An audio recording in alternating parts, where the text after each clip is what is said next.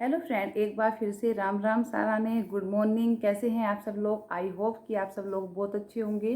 तो आप लोगों का एक बार फिर से बहुत बहुत स्वागत है आपके अपने यूट्यूब चैनल परी व्लॉग में।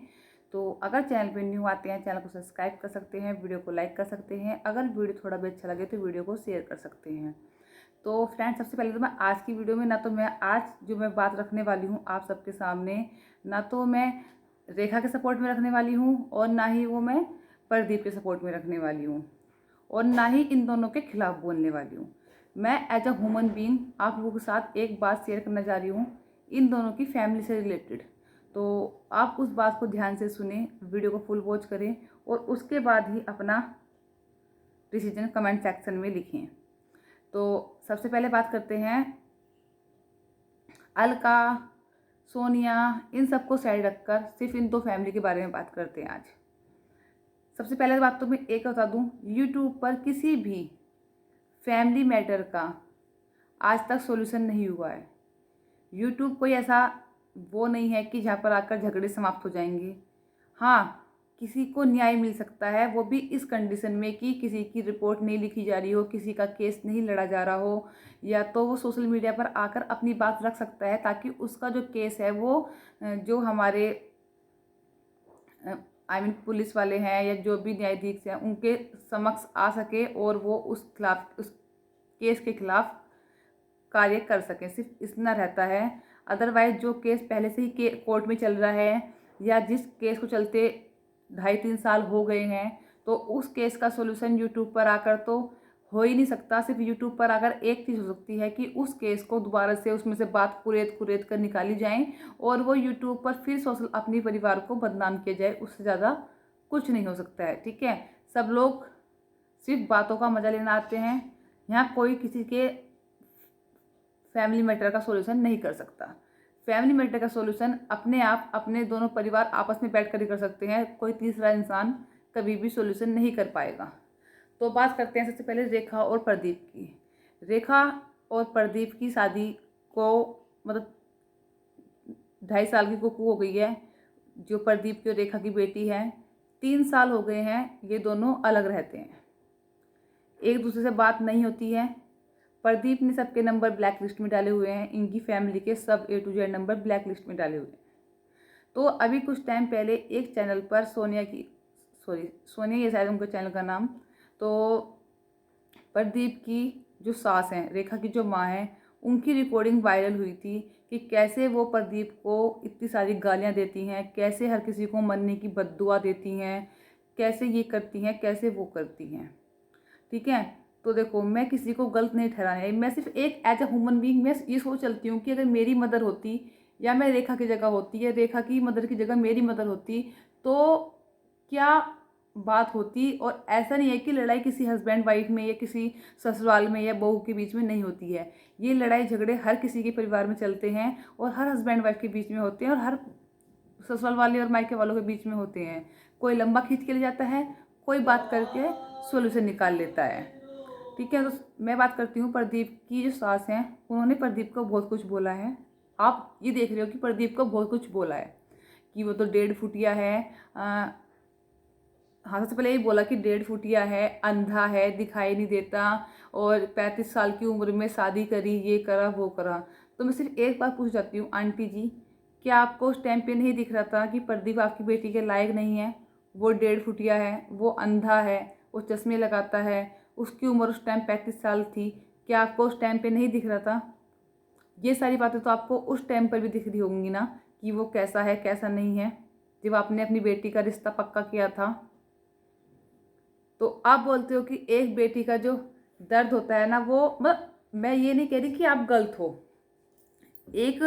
जब एक माँ अपनी बेटी को पढ़ा लिखा कर इतना बड़ा करती है, काबिल करती है, और वो अपनी बेटी को दूसरे के घर में भेज देती है, किसी दूसरे के भरोसे, किसी दूसरे की जिम्मेदारी पर, और उस लड़की का वहाँ जाकर मतलब कि उसका जब ससुराली परिवार है वहाँ जाकर उसकी ना बने, हस्बैंड के साथ ना बने, या फिर उसका रिश्ता टूट जाए ससुराल से, हस्बैंड से डिवोर्स तक नौबत आ जाए, तो एक माँ को क्या दर्द होता है, क्या फील होता है, वो मैं समझ सकती हूँ। ठीक है, वो मैं एज अ ह्यूमन बीइंग समझ सकती हूँ, एज अ लेडीज़ में समझ सकती हूँ कि क्या होता होगा। क्योंकि जब हमारे बच्चे को एक खरोच तक लग जाती है ना, तो उस खरोच का दर्द बहुत ज़्यादा होता है। और वहाँ तो परिवार, लड़की का रिश्ता ही ख़त्म हो गया, ठीक है, लड़की का रिश्ता ही ख़त्म हो गया, वहाँ तो हस्बैंड और वाइफ में डिवोर्स हो गया है। वहाँ मैं आपकी एक बात कहना चाहती हूँ कि आपने बोला था कि जो मेरा, मैं यहाँ पर आंटी जी को सही कहना चाहूँगी कि आंटी जी ने बोला था कि हो सकता है कि मेरी लड़की से गलतियाँ हुई हों, हो सकता है कि मेरी लड़की ने कुछ गलती की हुई हो, तो लेकिन प्रदीप को वो बात हमारे साथ शेयर करनी चाहिए थी, हमें बतानी चाहिए कि थी आपकी लड़की ये गलती कर रही है, तो हम अपनी लड़की को समझाते सुधारते कि ससुराल में एडजस्ट करने में हर किसी लड़की को दिक्कत आती है, क्योंकि अपने घर का और ससुराल का माहौल कई बार अलग हो जाता है, तो उसको उसमें एडजस्ट होने में कई बार गलतियां हो जाती हैं लड़की से।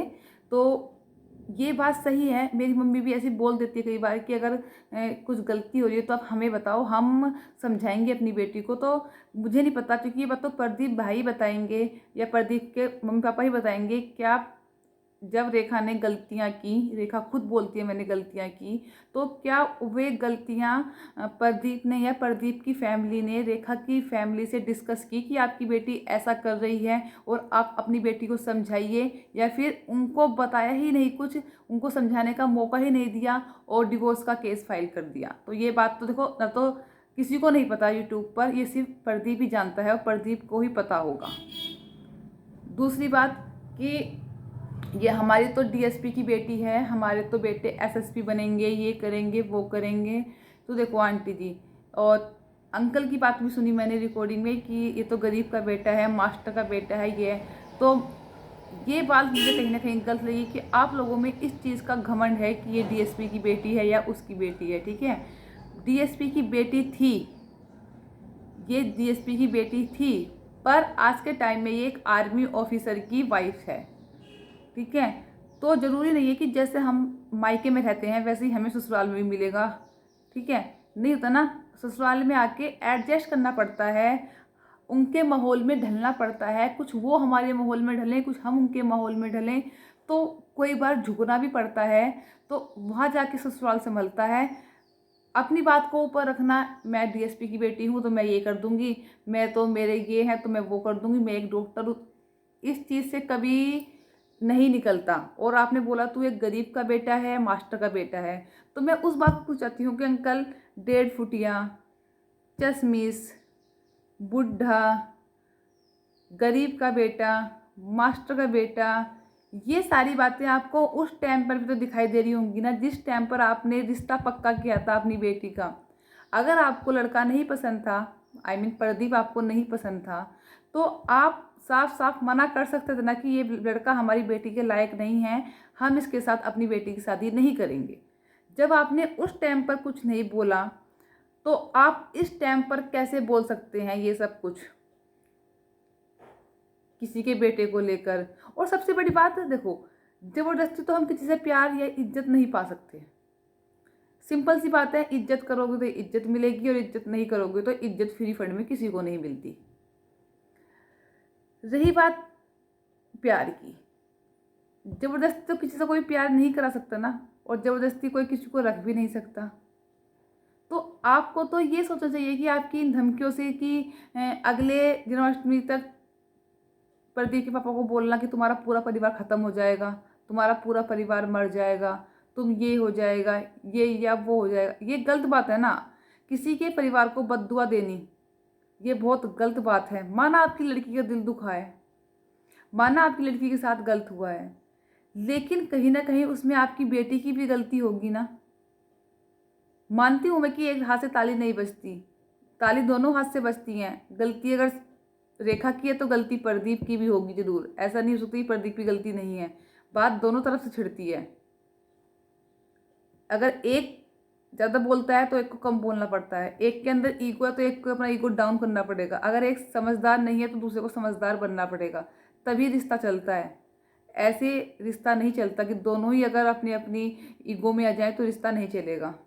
और अभी भी अगर आपको लगता है कि आपकी बेटी का घर बच सकता है या आपकी बेटी आपके दामाद से प्यार करती है, तो आपको इस तरह की लैंग्वेज ना यूज करके अपनी बेटी और अपने दामाद को पास बिठाकर उनसे आपस में बात करनी चाहिए। क्या वो एक दूसरे के साथ रहना चाहते हैं, क्या वो अपने रिश्ते को आगे बढ़ाना चाहते हैं, और किसी के लिए ना सही अपने आने वाले बच्ची के फ्यूचर के लिए, क्योंकि उस बच्ची की तो कोई गलती नहीं है जिस बच्ची को इतना सब कुछ भुगतना पड़ रहा है। अभी तो वो छोटी है, अनजान है, कुछ नहीं जानती, लेकिन आने वाले टाइम में वो बड़ी होगी, सब कुछ जानेगी भी, तो शायद उसके लिए उसका फ्यूचर अच्छा ना हो इन सब मैटर को बीच में लाने के बाद। तो आप आराम से बैठ के सुलझाइए बात। अगर दोनों की बनती है तो बनाइए, अगर नहीं बनती है तो अलग कर दीजिए, क्योंकि ऐसे ज़बरदस्ती के रिश्ते ना तो चले कभी और ना कभी चलते। रही बात आपकी, जो रेखा की मम्मी जो है वो रेखा की जो रियल जेठानी है, उसकी बेटी को लेकर बहुत कुछ बोलते हैं, वहाँ बैठेगी, ये करेगी, वो करेगी, सब बात की कहीं ना कहीं मुझे बात यहाँ पर भी गड़बड़ लगती है, क्योंकि जो ये बात बोली गई है, जो प्रदीप की जो भाई है बड़ा वाला और उसकी जो वाइफ है, मतलब कि रेखा की सगी जेठानी, कहीं ना कहीं उसकी शादी, उसकी बहन, छोटी बहन की शादी प्रदीप के साथ ये लोग करना चाहते थे, लेकिन वो शादी नहीं हुई।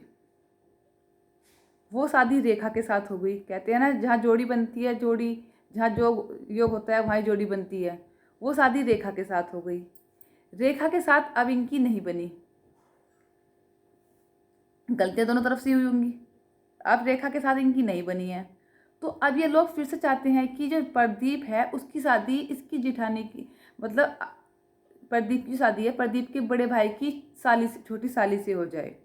ये बात भी कहीं ना कहीं आप बेशक ये बोलो कि रेखा की सारी रिकॉर्डिंग, रेखा का सारा पक्ष सामने आ गया है, लेकिन हम सिर्फ रेखा की साइड की बात सुनी है, रेखा की मम्मी की, रेखा के पापा की, रेखा की बात सुनी है, लेकिन हमने प्रदीप की मम्मी की और ये सारी बातें नहीं सुनी। वो बात हम जब भी सुन सकते हैं जब हमें बात प्रदीप अपनी बात रखे आकर कैमरे पर कि क्या सच है क्या झूठ है, क्यों प्रदीप ने रेखा को छोड़ा।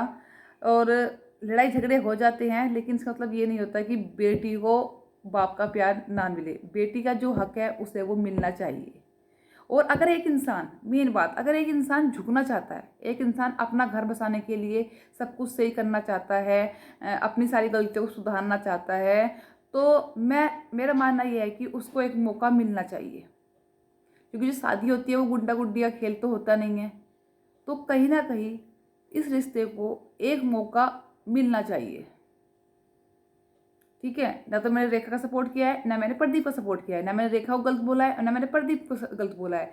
एज अ ह्यूमन बीइंग जो मुझे लगता है, as a ladies, as a mother, वो बोला है कि कैसे इस चीज़ को ठीक किया जा सकता है। अगर आप लोग सोचते हो कि एक दूसरे की रिकॉर्डिंग भेजकर या एक दूसरे के खिलाफ वीडियो बनाकर या फिर ये करके हम यूट्यूब पर इस चीज़ का सोल्यूशन निकाल लेंगे, तो नहीं निकाल पाओगे। मैं रेखा के घर वालों को भी बोलती हूँ और प्रदीप के घर वालों को भी बोलती हूँ, अगर मेरी वीडियो आप लोगों तक पहुँचती है तो इस चीज़ को सोशल मीडिया पर ना लाकर आप पारिवारिक तौर पर अगर सुलझाएं तो ज़्यादा बेटर होगी।